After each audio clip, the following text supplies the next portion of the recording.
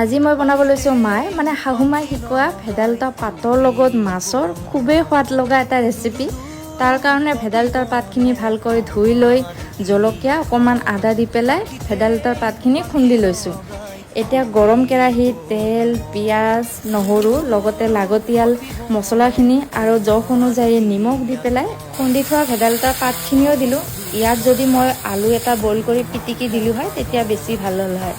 যিহেতু মাৰ ডায়েবেটিছ সেইকাৰণে আলু দিয়া নাই।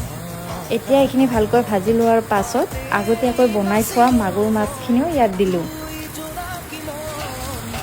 তাৰ পাছত গৰম পানী আৰু অকণমান জালুকৰ গুড়ি দিলোঁ আৰু একেবাৰে শেষত মান ধনিয়াৰ পাত কেইটামান ছিঙি আনি পেলাই ইয়াত দিলোঁ।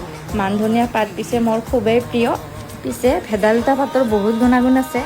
ই আমাৰ দেহৰ ভিতৰত থকা বেয়া বীজাণুবিলাক নোহোৱা হোৱাত সহায় কৰে, লগতে হজম ক্ষমতাও বৃদ্ধি কৰে।